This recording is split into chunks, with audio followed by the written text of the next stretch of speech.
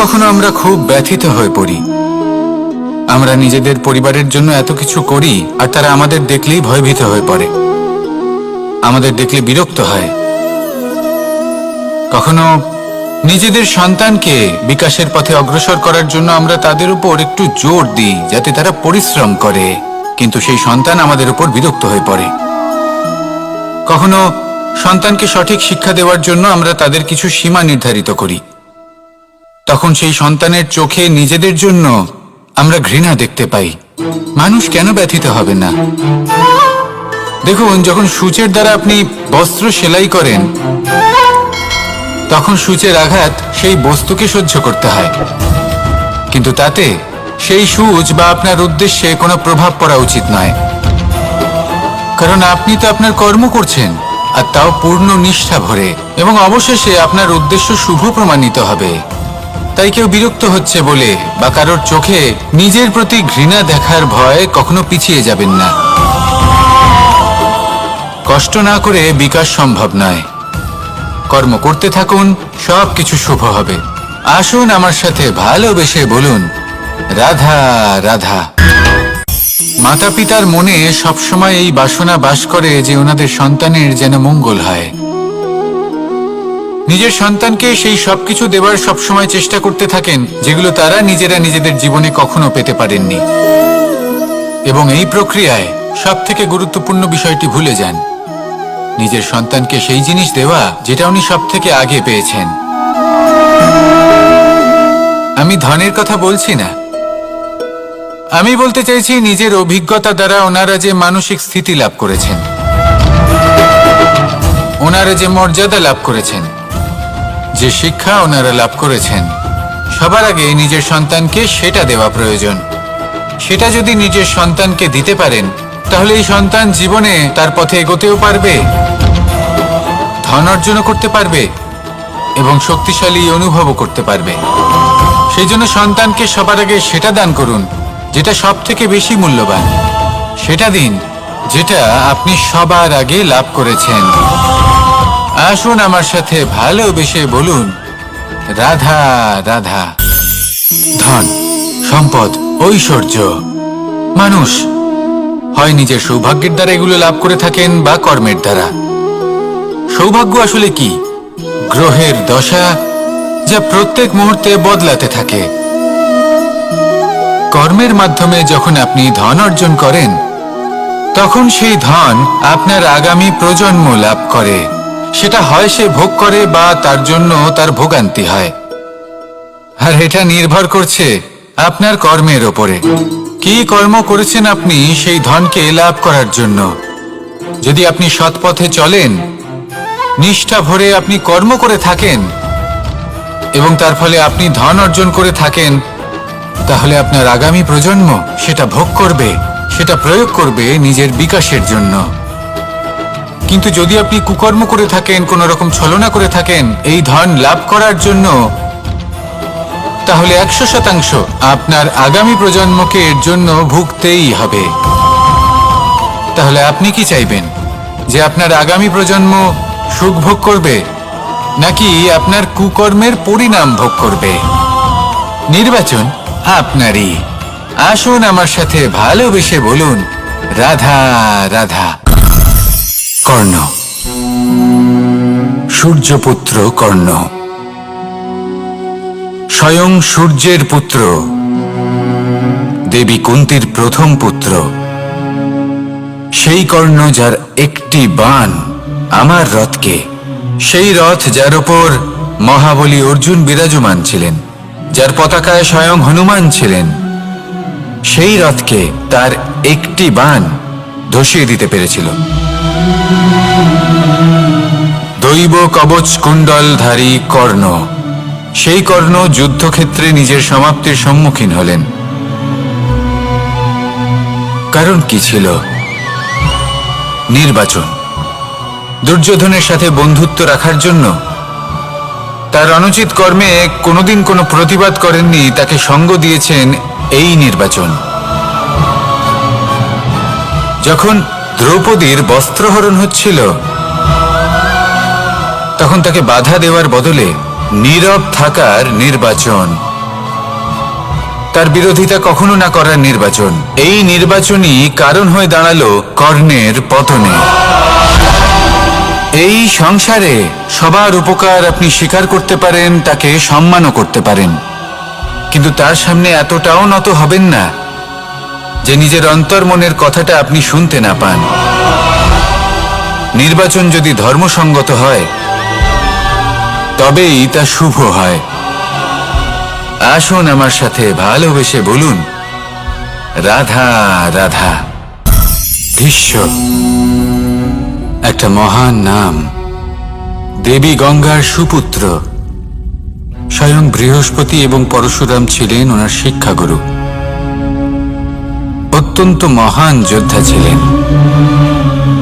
কিন্তু এই মহান যোদ্ধা ইনি ইতিহাসে আজ পর্যন্ত সেই সম্মান পেলেন না যার উনি যোগ্য ছিলেন।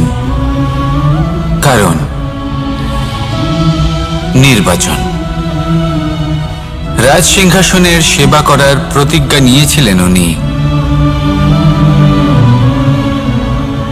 এবার রাজ সিংহাসনে যেই বসুক না কেন তার সেবা করা, তার প্রত্যেক আদেশ পালন করা, এটাই ছিল ওনার প্রতিজ্ঞা। তা সেই ব্যক্তি উচিত হোক বা অনুচিত, সে উচিত পথে চলুক বা অনুচিত পথে চলুক, সুপাত্র হোক বা কুপাত্র, উনি তার সেবা করতে থাকলেন, তার প্রত্যেক আদেশ পালন করতে থাকলেন, নিজের প্রতিজ্ঞা পালন করতে থাকলেন।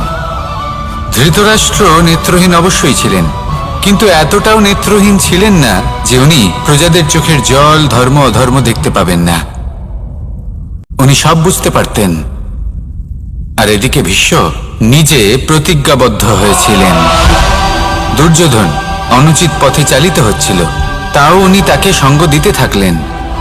আর পরিণামস্বরূপ আজ পর্যন্ত ইতিহাসে উনি সেই স্থান পেলেন না, সেই সম্মান পেলেন না যার যোগ্য উনি ছিলেন। যদি আপনি কোনো প্রতিজ্ঞা করে থাকেন, তা সে যতই কোনো উচিত কারণের জন্য হোক না কেন, যদি আস্তে আস্তে সময়ের সাথে সেই প্রতিজ্ঞা আপনাকে অনুচিত পথে চালিত করে অধর্মের পথে নিয়ে যায়, পাপের পথে নিয়ে যায়, তাহলে সেই প্রতিজ্ঞা ভঙ্গ করা অত্যন্ত আবশ্যক। সময় অনুসারে নিজেকে বদলানো আবশ্যক, নয়তো এই প্রতিজ্ঞা আপনাকে দিয়ে পাপ কর্ম করাবে, কুকর্ম করাবে, আর আপনার বিনাশের কারণ হবে। আসুন আমার সাথে ভালোবেসে বলুন, রাধা রাধা। অশ্বত্থামার মৃত্যু হলো। কেউ জানে না সে মানুষ নাকি হাতি। এই বাক্য কে বলেছিলেন? সাক্ষাৎ ধর্মরাজ যুধিষ্ঠির। সেই যুধিষ্ঠির যিনি নিজের জীবনে কখনো মিথ্যে বলেননি, কিন্তু উনি এমন কিছু নির্বাচন করেছিলেন যার জন্য চিরকাল শুধুই মহারাজ যুধিষ্ঠির হয়ে থেকে গেলেন, কখনো অভিমন্যুর সমান হতে পারলেন না। যখন দ্রুত ক্রীড়ার আমন্ত্রণ এসেছিল তখন মহারাজ যুধিষ্ঠির সেটা অস্বীকার করতেই পারতেন, কিন্তু করলেন না। অহংকারের জন্য সেই আমন্ত্রণ গ্রহণ করলেন উনি, এবং অহংকারের জন্য করা এই নির্বাচন ওনাকে সাধারণ করে রেখে দিল। নিজের গুরু দ্রোণাচার্যকে পরাজিত করার জন্য একটি মিথ্যে কথা বলেছিলেন। অশ্বত্থামা মারা পড়েছে, আর তারপর গ্লানিমাখা কণ্ঠে ধীরস্বরে বলেছিলেন, জানি না সে মানুষ না হাতি, কিন্তু অর্ধসত্য হোক বা সত্য লুকোনো হোক, তা হলো মিথ্যের সমান, এবং প্রত্যেকটি কর্মের ফল মানুষ অবশ্যই ভোগ করে। এই নির্বাচনের কারণে যুধিষ্ঠিরকেও নরকবাস করতে হয়েছিল। তাই নিজের কর্ম শ্রেষ্ঠ করে তুলুন, কারণ এটাই সুনিশ্চিত করবে যে আপনি এই সংসার থেকে বিদায় নেওয়ার পরেও জীবিত থাকবেন নাকি নয়।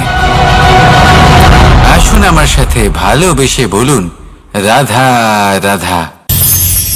মহাভারতে অনেক যোদ্ধারা অংশগ্রহণ করেছিলেন।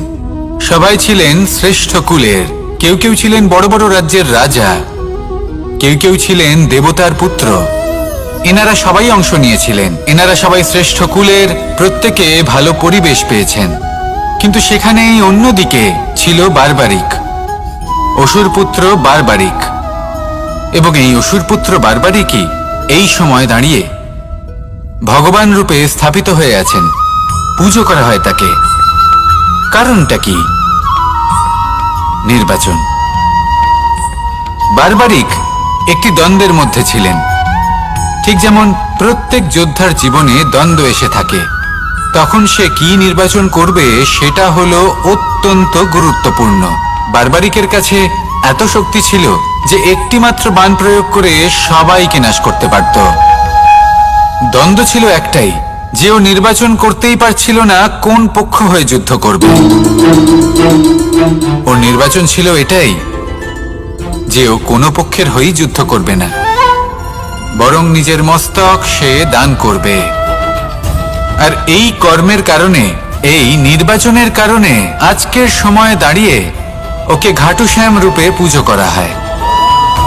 মনে রাখবেন, শুধু আপনার ব্যক্তিত্ব গুরুত্বপূর্ণ নয়, আপনি কোথা থেকে আসছেন, কোন কুলে আপনার জন্ম, শুধুমাত্র সেটা গুরুত্বপূর্ণ নয়। সব থেকে বেশি গুরুত্বপূর্ণ হলো আপনার কর্ম, আপনার নির্বাচন। আসুন আমার সাথে ভালোবেসে বলুন, রাধা রাধা। যখন আমরা মৌন থাকি তখন আমরা কতটা শক্তি ব্যয় করি, বিন্দুমাত্র নয়। সেখানেই যখন আমরা রুষ্ট হই তখন আমরা কতটা শক্তি ব্যয় করি। আমাদের রক্ত গরম হয়ে ওঠে, চোখ থেকে যেন অগ্নি বর্ষা হয়, আমরা চিৎকার করতে থাকি, জোরে কথা বলি, কখনো কখনো আমরা অনুচিত কর্ম করে বসি। সবকিছুই ক্রোধের বশে করি। এবার এই ক্রোধকে মৌনতায় পরিণত করতে হবে। এই কাজটা চোখে দেখা যায় না, এই কাজ সরল নয়, এই কাজ হলো অত্যন্ত কঠিন এবং এই কাজই শ্রেষ্ঠ। সেই ব্যক্তি শক্তিশালী নন যিনি কথায় কথায় ক্রুদ্ধ হয়ে যান, কথায় কথায় যিনি আক্রমণ করেন। আজ্ঞে না, সব থেকে বেশি শক্তিশালী ব্যক্তি হলেন তিনি যিনি নিজের ক্রোধকে মৌনতায় পরিবর্তন করতে পারেন, যিনি শান্ত মনে পরিস্থিতিকে বোঝেন, তার আকলন করেন আর তারপর বিবেকের দ্বারা সিদ্ধান্ত নেন। তিনি হলেন সব থেকে শক্তিশালী ব্যক্তি। তাহলে সেই ব্যক্তি হয়ে উঠুন আর আমার সাথে ভালোবেসে বলুন, রাধা রাধা। জীবনে যখন আমরা কোনো পরিস্থিতির সম্মুখীন হই তখন আমাদের সামনে দুটো পথ থাকে, তাদের মধ্যে কোনো একটা নির্বাচন আমাদের করে নিতে হবে, এই মনে করে নিতে হবে। নির্বাচন এই সংসারের সব থেকে গুরুত্বপূর্ণ বিষয়।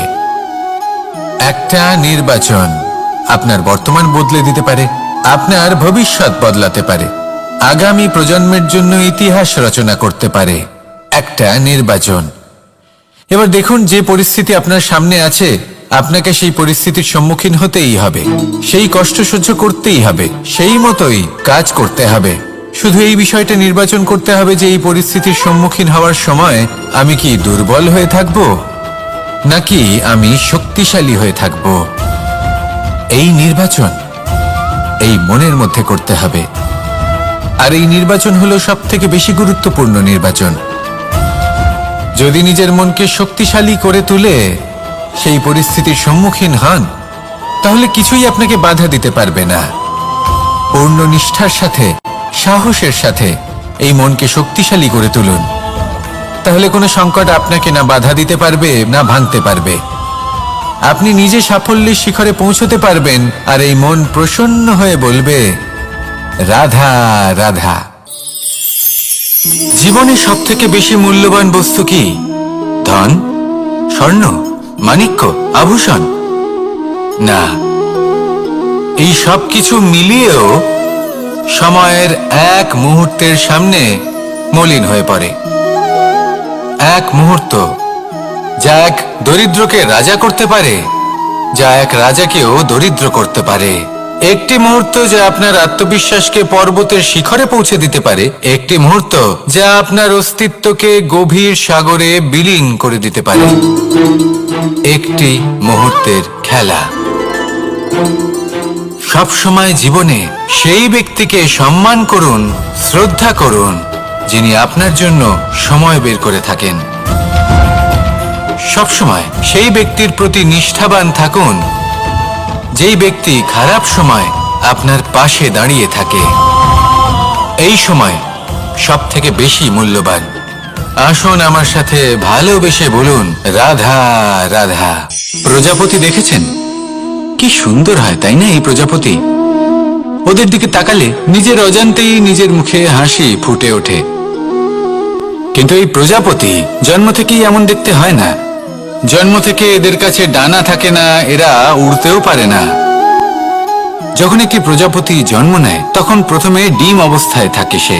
আস্তে আস্তে সেই কবচ সে ভেঙে ফেলে, খুব পরিশ্রম করতে হয় তাকে। তারপর কীটের আকার ধারণ করে সে চলতে থাকে, অনেক কষ্ট সহ্য করতে হয়, অনেক পরিশ্রম করতে হয়। তারপর তার রূপ বদলে যায়, তারপরে তার ডানা গজায়, তারপরে সে উড়তে পারে। এই নিরন্তর পরিশ্রমই সাফল্যের মূল মন্ত্র হয়।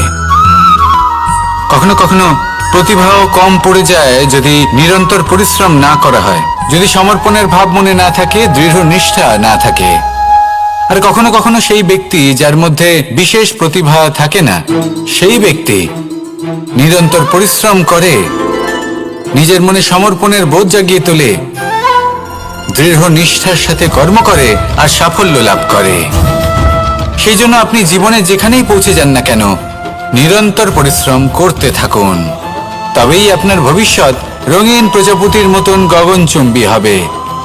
তবেই এই সংসার আপনাকে দেখবে এবং নিজের অজান্তেই এই সংসার নিজের মুখে হাসি ফুটিয়ে তুলবে এবং এই সংসার আমার সাথে ভালোবেসে বলবে রাধা রাধা।